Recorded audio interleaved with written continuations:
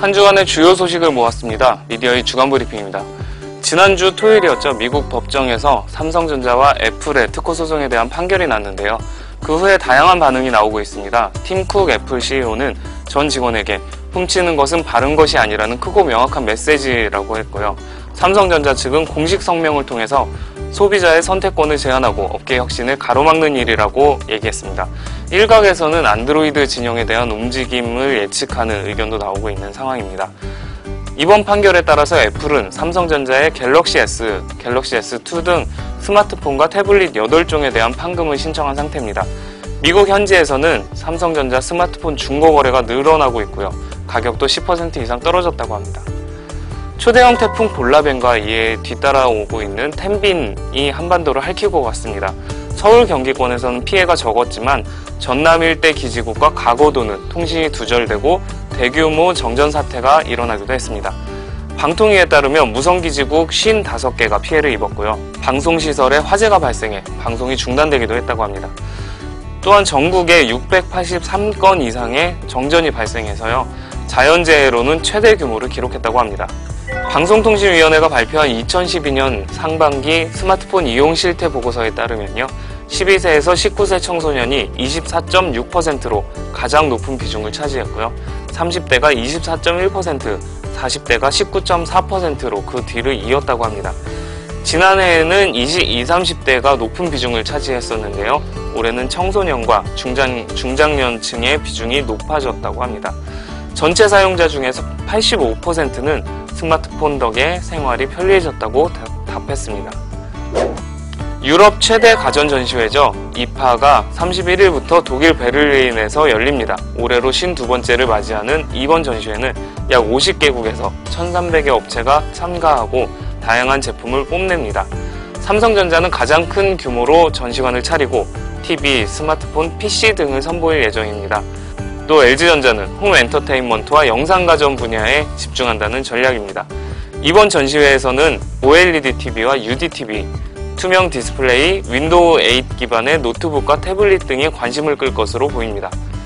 이에 앞서 삼성전자가 독일 베를린에서 모바일 언팩 행사를 가졌었는데요. 이 자리에서 갤럭시 노트2와 윈도우 8 기반의 아티브 라인업을 공개했습니다.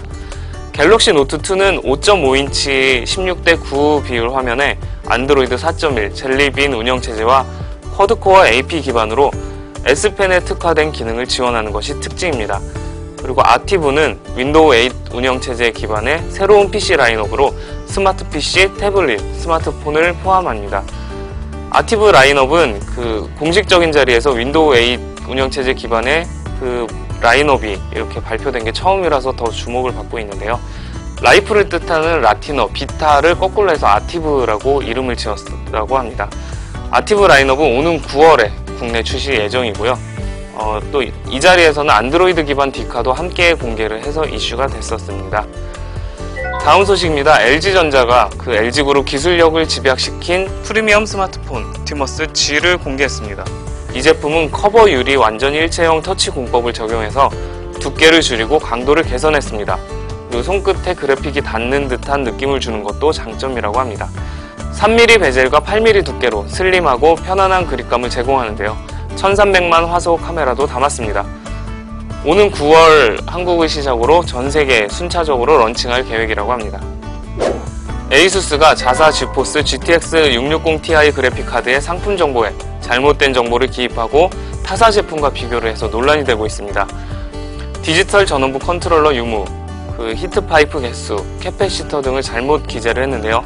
심지어 잘못된 정보로 타사 제품과 비교하기까지 했습니다.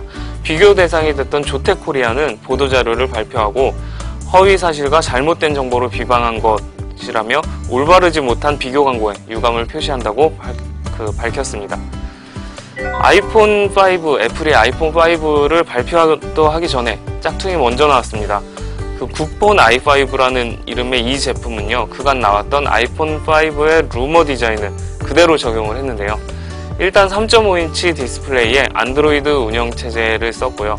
앞뒤에는 각각 130만 그리고 500만 화소 카메라를 달았습니다. 당연히 중국에서 나왔습니다. 더 버지 등 외신에 따르면요, 삼성전자가 오는 9월에 상업용 투명 디스플레이를 선보인다고 합니다. NL22B는 22인치 투명 디스플레이로 PC와 스피커를 내장하고 있고요.